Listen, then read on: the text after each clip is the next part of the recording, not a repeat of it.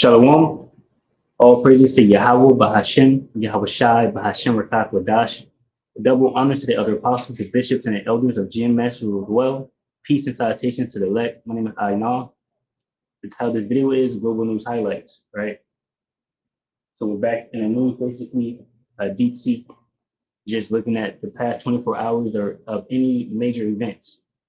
The scriptures tell us that we need to measure the times, you know, diligently in itself. This is 2nd Ezra chapter 9, verse 1. It says, he answered me then and said, measure thou the time diligently in itself. And when thou seest part of the signs past, which I have told thee before, then shalt thou understand that it is the very same time wherein the highest will begin to visit the world which he made. Therefore, when there shall be seen earthquakes and upwards of the people in the world, then shalt thou well understand that the Most High spoke of those things from the days that were before thee, even from the beginning. It says, for like as all that is made in the world hath a beginning and an end, the end is manifest. Even so, the times also the highest have plain beginnings and wonders and powerful works and endings and effects and signs.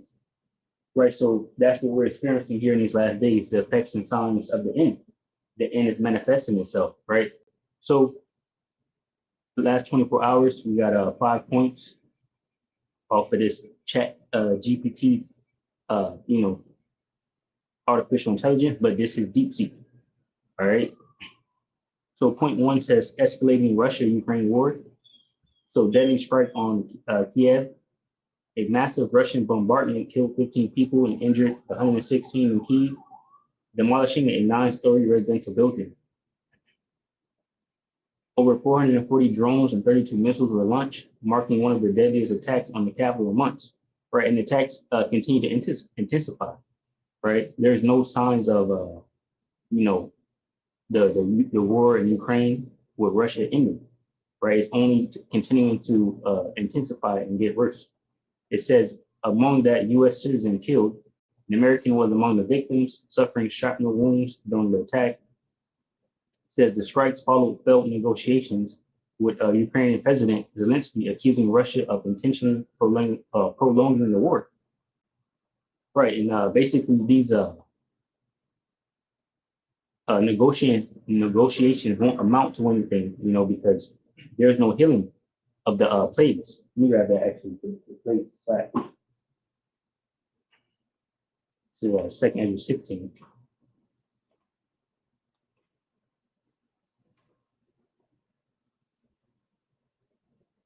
All right.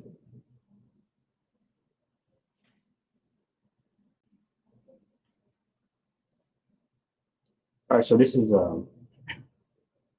2nd Ezra chapter 16, verse 1. It says, woe be unto thee, Babylon and Asia, woe be unto thee, Egypt and Syria. It says, gird up yourselves with cloths of sack and hair.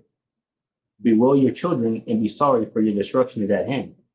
It says, a sword is sent upon you, and who may turn it back? A fire is sent among you, and who may quench it? It says, plagues are sent unto you, and what is he that may drive them away?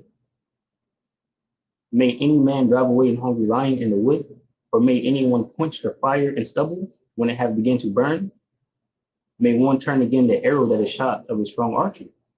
It said, the mighty Lord Yahweh Bahashem Yahweh Shai has seen up the plagues, and who is he that can drive them away? Right, and basically, destruction is prophesied against the inhabitants of the world. Babylon the Great will be destroyed, Israel will be destroyed, parts of the world will be hit, right? Wars, and rumors of wars, all these things must take place, and then ultimately the end will come. So the negotiations won't do anything here in these last days, because the third woe is prophesied to happen, right? So anyway, point 2 now, it says Israel-Iran tensions.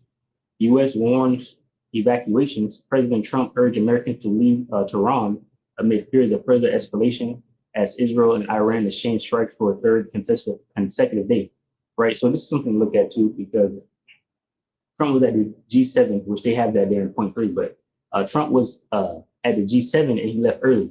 And he basically said, you know why I'm leaving.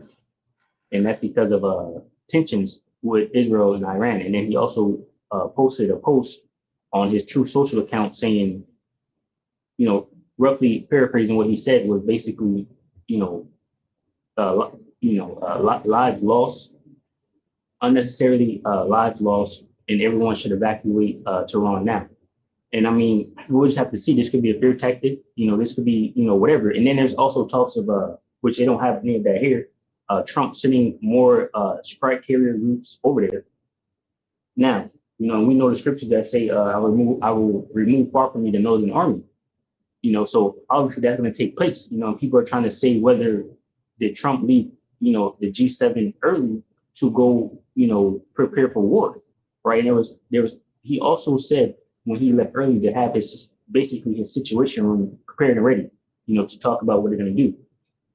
So, it's a lot to look at, but we know the scriptures say exactly what they say, and, they're going to do, the world's going to do what the scriptures say, basically. So, America will go to war, will help Israel, because Israel is dragging them out there to that battle. So that will take place. When it will happen, we will still see, but the prophets have prophesied that will take place. So there's no matter of, will it happen? Do you think it's going to happen? It will happen, We just got to wait and let that thing play out. Just like Habakkuk says, and I'll grab it real quick.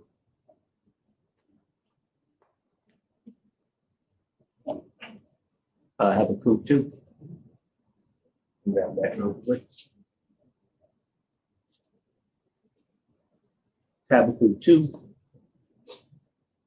Now start at verse 1. Habakkuk 2:1, it says, I will stand upon my watch and set me upon the tower, and will watch to see what he will say unto me, and what I shall answer when I reprove. And the Lord Yahweh Ba'ashim Yahushai answered me and said, write the vision and make it plain upon tables, that he may run that readeth it. Right, so the vision is plain upon tables, which is this book. And the runners, the prophets, the men of the Lord, we're running, with the correct message, right? Delivering the correct message to the world.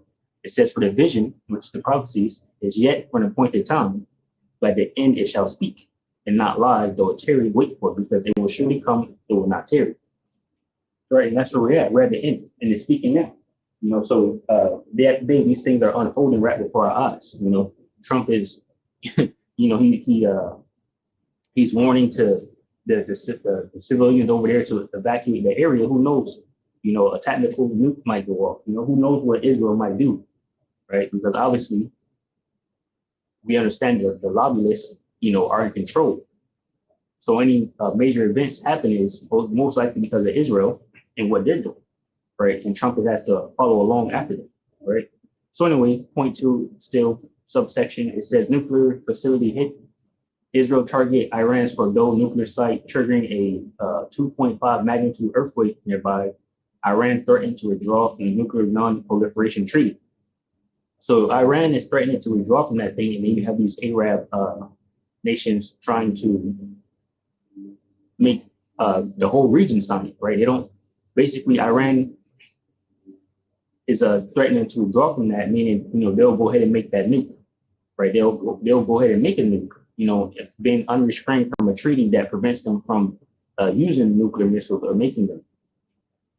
But like I said, you have these countries coming together trying to make everyone in that region, talking about the region where they're near Israel, to go ahead and sign this non-nuclear proliferation treaty. And I mean, they probably want Israel to sign it more so than anyone, right? So anyway, point 3, it says G7 summit, the developments. It says PM Modi arrives in Canada. Indian Prime Minister Modi joined G7 leaders in Canada, emphasizing India's role in global stability. The summit focused on trade tensions and Middle East diplomacy, right? And it's hard to say what exactly was discussed, because Trump left, So, and that's America. But America being there should be important, because obviously the world looks to America for answers and what to do and how they move around and whatnot. But the president is not even there to discuss what's happening. So anyway, it says Trump early departure. The U.S. president left the summit early due to the Israel-Iran crisis. So that's pretty much the point. He left early. Like I gave you my statement on that of what they say about that. So going to point 4, it says global incidents. Then you have basically spirits created for vengeance, says two suspects were detained for killing an Australian man at a villa in Bali, right? It said the attackers reportedly spoke English with an Australian accent, right? And there's more of that happening around the world. People's killing and whatnot.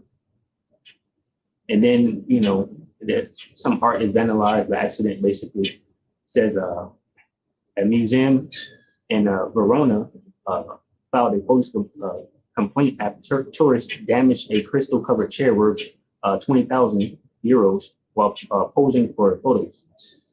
So they sat on the art, whatnot, deep sea. So anyway, point five says economic and environmental updates. So trade truce, the U.S. and China agreed to a 90-day tariff reduction, easing tensions ahead of July deadlines. And the thing with that tension, the tariffs, is that the damage is already done, right? You have ships, not coming to America, not traveling, right? Just sitting at wherever port they were sitting at, not bringing in shipments of equipment for important dates, like you have things coming up, whatever dates, whatever holidays or whatever they celebrate and things that they might need, they order these things 3 months in advance, sometimes 3 to 6 months in advance, whatever the case may be.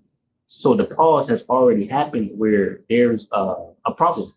You won't have the amount of goods you need. That's what they've been saying. So even if, you 90-day tariff reduction, the damage is already done. So that's probably why they're doing that, And plus, Trump seen that basically China didn't back down. It was a scare tactic to try to scare China into submission, and they pretty much didn't give a fuck. So now they're just, I guess going to flow. Then we have subsection in point five again, earthquake activity, five magnitude quakes were recorded globally. So I believe like 5 earthquakes. I gave you that. The Most High Yahweh is visiting this place. What was the people in quakes? So I guess we have no news regarding any major events from the No Kings events. Maybe I might look into it, or matter of fact, I'll probably just ask this thing right here and see what it says, just to add it in there and see what it says. But anyway, it says earthquake activity, 5 magnitude quakes are recorded globally, including near the Philippines and Tonga, though no major damage was reported. Right, so that's pretty much it on the news. Now, let me ask this thing something about the No Kings event. See what it says.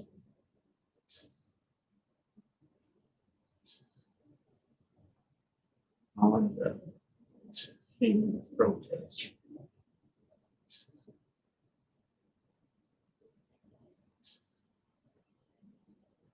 All right, let's see what it says.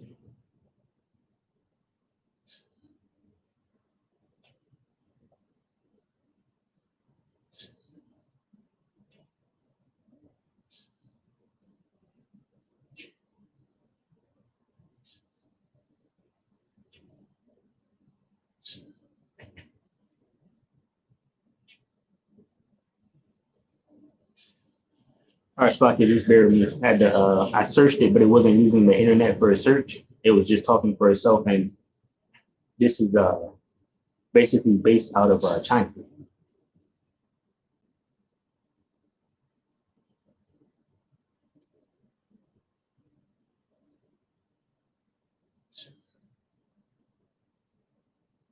So it says this event is not making global headlines, basically.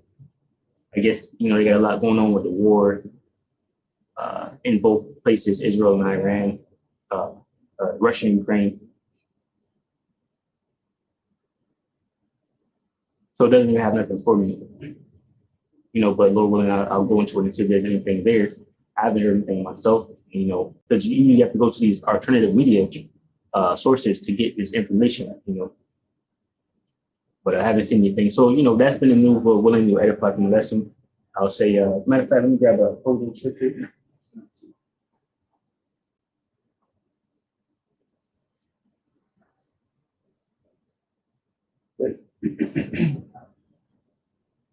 Let's grab Ephesians 5:15.